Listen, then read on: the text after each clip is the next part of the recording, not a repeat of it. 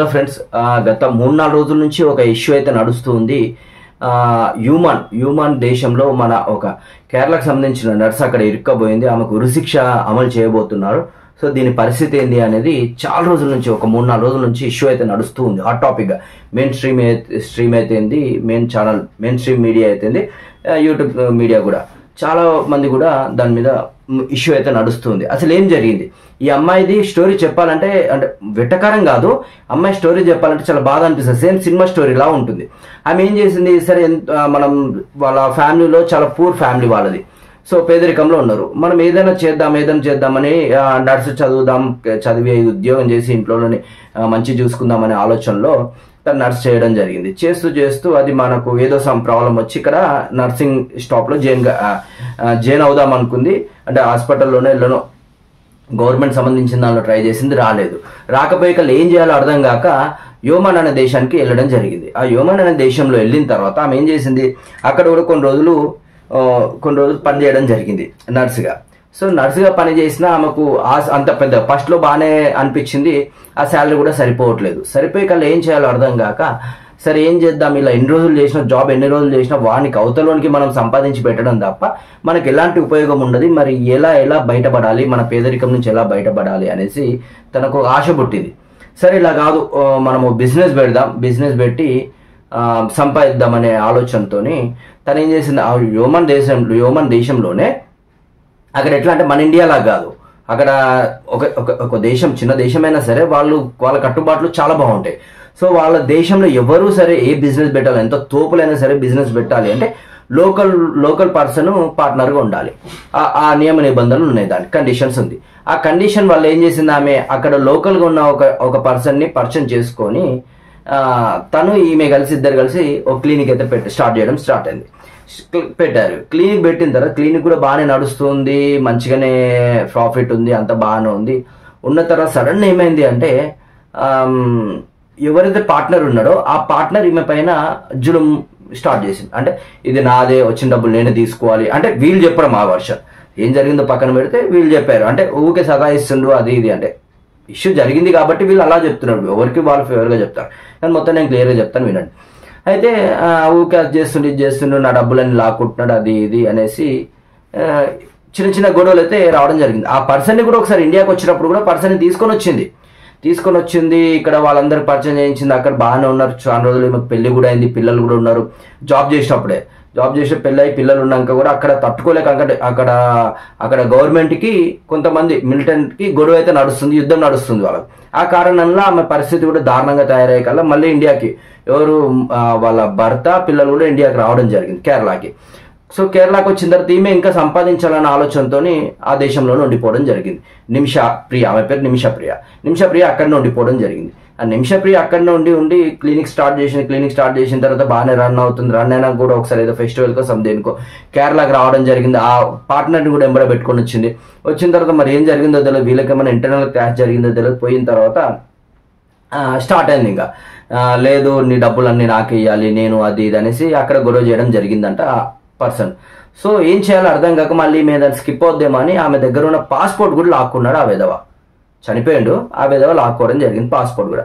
ఇక ఏం చేయాలో అర్థం కాని పరిస్థితిలో ఏం చేయాలో అర్థం కాక సరే అని ఒకరోజు ఆమె ఎట్లా నర్స్ కాబట్టి వీని దగ్గర నుంచి ఎలా అన్న పాస్పోర్ట్ తీసేసుకొని లాక్కొని మనం పారిపోదాం ఇక్కడ నుంచి, ఇక నాతో కాదు అని అర్థం చేసుకుని ఆమె మత్తు మందు ఇంజక్షన్ ఇవ్వడం జరిగింది. అది దరిద్రానికి ఏమైంది, అది కాస్త డోస్ ఎక్కువై చనిపోవడం జరిగింది. చనిపోయే కల్లా ఏం చేయాలో అర్థం కాక చనిపోయినాక వాటర్ ట్యాంక్లో నేను పెట్టేసి ఈమె దుబాయ్ పారిపోయి అక్కడ నుంచి వద్దాం అనుకుని అటు నుంచి పోయేంత లోపల ఎయిర్పోర్ట్లో పట్టుకున్నారు.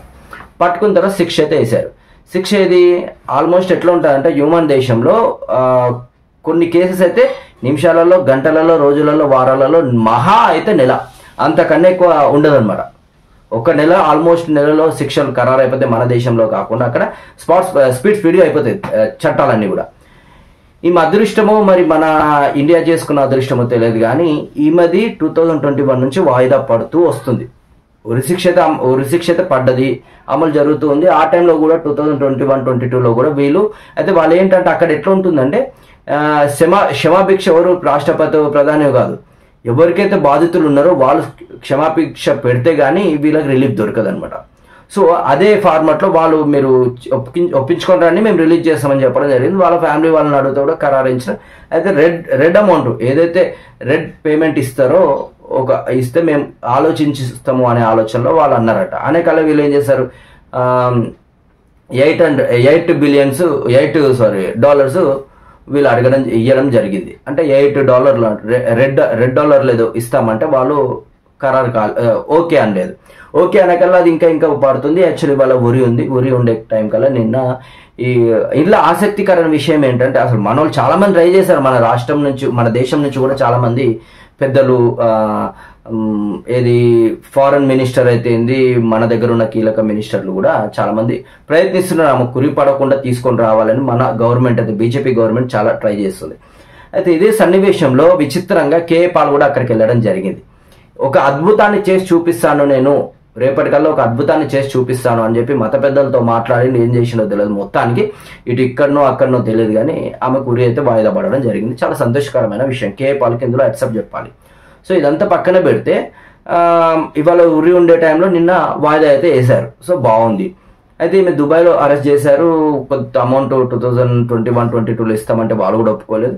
తర్వాత ఇప్పుడు ఏంది అంటే దాదాపు $11,000 సమేదో $1,100 $11,000 అంటే రెడ్ అమౌంట్ అయితే ఒక ఫిక్స్ కావడం జరిగింది. సో దానికి వాళ్ళు ఓకే అన్నట్టు అన్నారంట. కానీ ఇప్పటి మందం అయితే వాయిదా పడ్డది. మరి నెక్స్ట్ ఏంటి అనేది క్వశ్చన్ మార్క్. ఇప్పుడు ఆమె ఉరి నుంచి తప్పించుకుంటారా, లేదంటే ఉరి నుంచి తప్పించే జైల్లో పెడతారా, లేదా మొత్తానికి రిలీజ్ చేసి ఇండియాకి పంపిస్తారా అనేది కూడా పెద్ద టాస్క్. సో కేఏ పాల్ కూడా అక్కడనే ఉన్నాడు. మన దేశంలో కూడా చాలా మంది పెద్దలు ప్రయత్నిస్తున్నారు. మన బీజేపీ గవర్నమెంట్ చాలా కష్టపడుతుంది.